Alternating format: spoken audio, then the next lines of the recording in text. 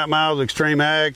I have a special treat for you today. I've got Brandon Finch here with Pivot Bio. We've had the opportunity to start working on the Gen 3 type product. G3, I think is what y'all call it. We come out here, got inside on the irrigated side of the field, pull some tops off, pull some ears down. This is pretty dang impressive.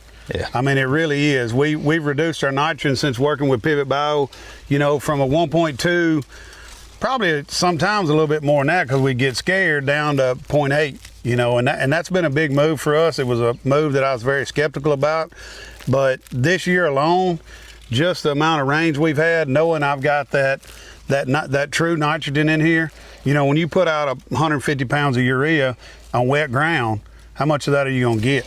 In the dry, I'd say 60%. 60%. So what's that, 80 units? Right. When we buy this Pivot Bio, now I don't consider it what's on the jug. I consider it what I've been comfortable with, which is sometimes what's in the jug, what it says on jug, sometimes not. Y'all went to a new name instead of trying to tag it to a certain amount of units. It's play with it and see where you're at. Low CECs, huge amount of rains, having to use urea in place of our liquid because the ground was so wet, having to make that dry up, use ammonia sulfate. This was a train wreck this year for our nitrogen. I can't think of a year we've had a corn crop that we had this much trouble getting our nitrogen out.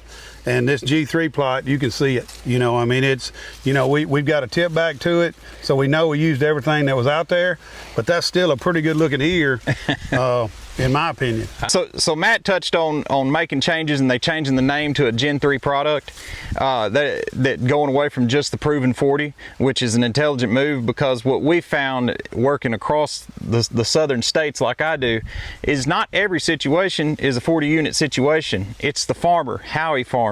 Some people use a lot more fertilizer than they ever should have, and then we got a lot that don't use enough, and that's kind of our call to help them get there. One other thing that we've found over the past 2 years is one of our best fertilizers options down here is 28005. Anytime we can get sulfur to the ground, it's a good thing.